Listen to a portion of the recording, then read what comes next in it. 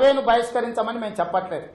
కానీ సర్వేకు వచ్చి ఒత్తిడి చేసి సమాచారాన్ని ఇవ్వాల్సిందని ఎవరన్నా అంటే మాత్రం వాళ్ళని బహిష్కరించాల్సిన అవసరం ఉన్నది.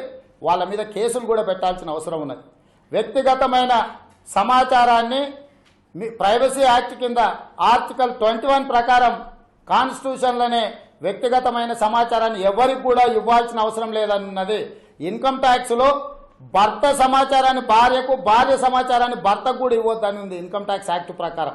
ఆస్తుల వివరాలకు సంబంధించి, బ్యాంకు ఖాతాలకు సంబంధించి ఇంత విస్పష్టంగా చట్టాలు ఉన్నప్పుడు ఎవడినో దారిన పోయే దానయ్యను మన ఇంటికి పంపించి నీకు ఏ బ్యాంకుల ఖాతా ఉంది, నీకు ఏ పోస్ట్ ఆఫీసులో ఎంత ఉంది, నీ ఇంట్లో బంగారం ఎంత ఉంది, లేకపోతే నీకు ఎన్ని గదుల ఇల్లు ఉంది, నువ్వు ఏ గదిలో పడుకుంటావు, ఏ గదిలో ఉంటావు అనే సమాచారాన్ని ఎవడన్నా బుద్ధి ఉండేటోడు అడిగేదేనా? ఈ సమాచారం అంత ఇచ్చిన తర్వాత ఇది తీసుకెళ్లి ఏ దొంగకో ఇస్తే ఆ దొంగ మన ఇంటి మీద పడడానిక? ఈ రాష్ట్ర ముఖ్యమంత్రి దొంగ వివరాలు కాకపోతే ఏ రకంగా సమర్థించుకుంటారు ముఖ్యమంత్రి గారు?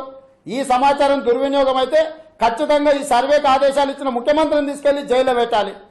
మా వ్యక్తిగతమైన సమాచార సేకరణ చేయడానికి ఈ రాష్ట్ర ప్రభుత్వానికి కూడా అధికారం లేదు. ఎవరు కూడా మిమ్మల్ని వ్యక్తిగతమైన సమాచారాన్ని అడిగితే వాళ్ళని నిలదీయండి, ఆ అధికారులను